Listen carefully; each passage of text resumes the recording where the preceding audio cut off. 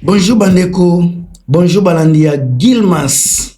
Analysons avec Gilmas une émission pour nous couper sa bino ba vérité au bozoko ka kondimate, bozoko ka ko avalete. Nazui ba menace ya ba fan ya BCBG au bazolo baz motopamba JB souverain premier motopamba leki bango tout ya wenge, aleki klamo bimba ya wenge. Naboite eza choix ya fan soko lobi likambu na kopekisa yo te parce que eza choix na yo.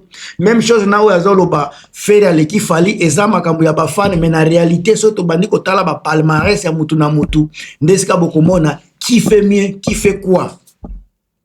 Bande konangai à part ba menace ya ba batu ya BCBG ya JB Mpiana o bazolo bake nazo kotela wera sone mingi naza wera sonic makam nazolo ba eza ko simba te eza ko tunir te bande ko nga naza ko pesa eloko eza na internet naza ko ebisa bino ba vérité oyo bino ba kongole bolingaka kondimate musique na biso eza ko beba chronique na biso ya Congo eza ko beba parce que tout le monde ezaka tozawana pona ko sepelisa kaka mutu moko mais lelo vérité eza lisusu ya luku ya kobomba kate soki toke na ba panel nyonso bokomona ba réalité lelo nazola kisabino encore une fois suprématie ya Werason olingo lingate eza vérité JB abimisa ba album Wera pe abimisa ba album na wenge 4x4 BCBG JB abimisa banzembu Wera pe abimisa banzembu tangu tozolobela texte tozolobela koyemba bande konangai mutu na mutu azana ndenge ya mona ilaka makambu tokoki jamais ko comparer ténoriste na mutu azoyemba alton, c'est deux choses différentes. Mais tangu tozolobela musicien Werason aza plus musicien, même Héritier Lobayango il est plus musicien que le JB Mpiana. JB Mpiana n'est pas un artiste yakoyemba zaka un artiste chanteur. Werason aza artiste chanteur pe musicien betaka ba instrument eloko wana mutakobo ya kango azate. Lobi na megaki koyebisa bino makambo ebele concernant ba album ya wenge ndenge bimaki qui a fait mieux koleka muninga côté ba nini côté ba texte ezana ba retomber ya batu bazolo ba nani Blaise Bula mutu ayebimisaki banzembo ya bien ba texte ya bien makasi koleka bango nyonso mutu muso super zolo ba Adolphe na nzembo na voyage mengana zolo bela soki botali combien de nzembo ya Blaise Bula tokolo ba eza meilleur tangu tozokota na au fond ya ba texte au fond ya ba nini ya ba arrangement même ale makaba naza sur ya koloba nzembo lokola surprise kapangala eza parmi ba meilleur arrangeur il y a tout le temps, il y a wenge 4x4. Soki boyoki son ya kalai bwinge o ebimaki na ba 93 ti lelo boyoka son wana. Vous allez sentir que oui, il y avait du travail. Alors encore lelo mandeko nanga na koyebisa bino même chose. Nazo pemela bino ba réalité bozobo ya men toko bimisango. Disons que fait nani JB Mpiana bimisa na album ya liboso banzembo ebele. Kozala na banzembu ebele ne signifie pas kozala na banzembu ya écriture ya bien. Michael Jackson a sala album et pas même 5 albums. Ezana Koffi Olomide ezana plus de 40 albums. Mais qui est le meilleur? Est-ce que eza kozala na banzembu ebele ou bien ezala kozala na ba texte ya bien et puis kozala na banzembu o eza accepté? Pour moi banzembo accepter yango ndeza ko prôner na album na bango ya liboso ya bouger makinzu album wana na 98 ezalaki na ba titre soki 6 titres mulolo niki defie dirwa kolo budget dodo la rose na fisol na banzembo wana nyoso soki toyoki lelo balobela kaka nzembo mibale mulolo na nikide tangu tozolobela mulolo parce que soki botali bien mulolo ezalaki na ba mélange ba langue ebele et puis ezalaki chanson phare album na bango et puis ezalaki chanson dansante botala ba chanson dansante na kati album na bango wana fie dirwe ezalaki ba chanson dansante kolo budget dodo la rose fisol pe ezalaki ba chanson dansante nyonso wana me balobelaka pourquoi nikide kaka moko ya rumba ya slow. C'est parce que ezalaki na texte pe ya bien et puis ezalaki adapté na série wana. Côté kini bouger ba toaze loba so boyoki nanu boyoka nanu signification ya kini bouger. Eza makambo ba geno mango kitoko bana ngoma ezaka bazoyembelo komoko soki bokoti na texte il parle de quoi? C'est ça, et quand naza ko ba réflexion naza ko koti sabino na kati. Nazo be mamino na ba réflexion. Ezate biloba loba. Quand on écoute nzembo loko la princesse Pati, bolingo yanga nayo, eza nzembo jibe ayemba meza nzembo ya Ale Makaba. Texte eza bien. Boyoka pe Eve Sukali na album ya Kini Bouger. Eve Sukali eza na texte ya bien koleka Kini Bouger. Princesse Pati eza na texte ya bien koleka Kini Bouger. Metangu boko yoka pe nzembo moko dasante loko la casquin. Boyoka texte wanazo lobela ba texte, boyoka texte. Soki ezalaki na texte ya bien te nde nzembo wana ti lelo ekauka. Album ya Kini Bouger ezalaki na banzembo nyonso esimba parce que banzembo yango nyonso ezalaki bien. Mais soki boyoki Kini Bouger, texte ya Kini Bouger, boyoka texte ya Casquin, vous allez voir que Casquito eza na thème ya bien koleka thème ya Kini Bouger. Thème ba texte. Toke na album ya Playfait. Oyo ebimaki soki na ba na ba 92 mais ba ko bimisango ba publiango na ba 96 pe Playfait wana. Eza na ba chanson ebele mais chanson o nini ezalaka chanson phare na kati ya album wana ezalaki Dino.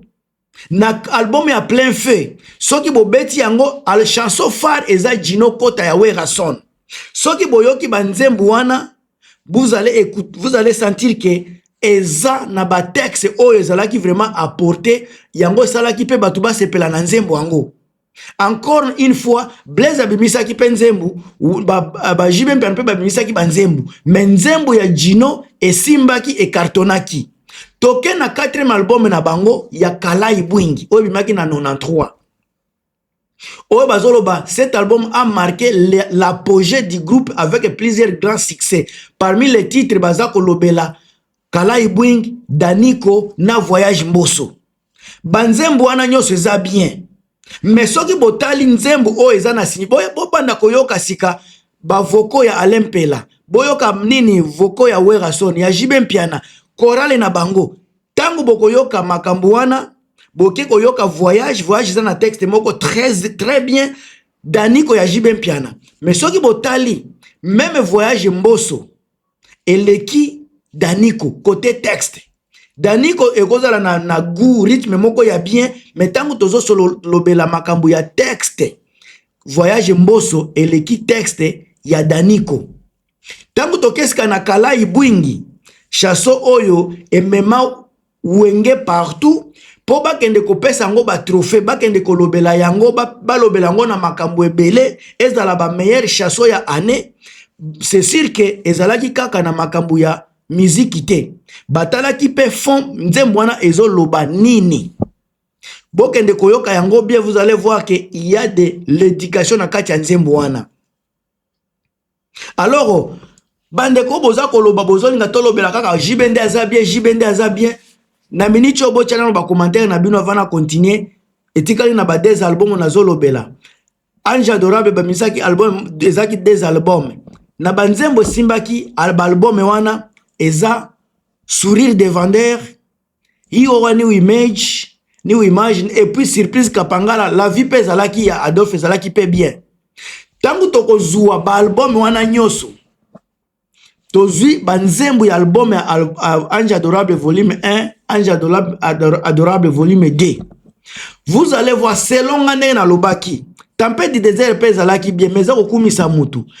Boyoka texte ya surprise kapangala bazolobe la vie sociale l'homme la mutoza yeko kanisa zande konayo nzoka nde ennemi na yo donc nzambe yo donc Werason a amené les gens à réfléchir. Nzembo eza prière. Surprise kapangala c'est une prière na ba oyo bazako comprendre nzembo wana. Alors soki tozwi nzembo wana sika bo comparer yango na hi o a new image wana ezalaki nzembo ya Jibe Mpiana. Boyoka lisusu soki boyoki new image bozwi Kini Bouger eza même chose presque même chose même thème. Donc Jibe ba thème na ye ezalaka profote. Soki bokesika na album ya Pentagone esika nini tout a basculé kolakisa qui était qui est grand. Soki boke na ba palmarès ya banzembo salaki succès na kati album wana ya liboso à part Pentagone bazolo belanzembo nini Koko Madimba Héritier Itele et puis ETP Bwengo. Donc wana nde ba chanson oyo bazako lobela na album wana et puis nzembo oyo ezalaki ko mema nzembo ezalaki célèbre ezako mema album wana ezalaki Koko Madimba. Encore tant que tozolo bela Koko Madimba tozozonga na ba prouesse ya écriture ya Werason. So boke koyoka Héritier Itele yango pe eza likolo non koma Schengen eza ya Jibe Mpiana. Boyoka koma Schengen ya Jibe Mpiana. Toujours Jibe ayembaka makambo ya kini bouger so boyoki nini ni image eza même texte of Jibe azoyemba kokumisa bana wenge. Ça n'a rien à voir avec ba texte toza kolobela. Donc côté ba texte depuis album aneni babandaki tina suka Wera a apporté ba thème ya kitoko koleka Jibe Mpiana. Alors bandeko oya ko mona ke na lobi mabe po a continuer ko finga yaka na esprit sika ya critique ya ko corriger eloko na oti koloba.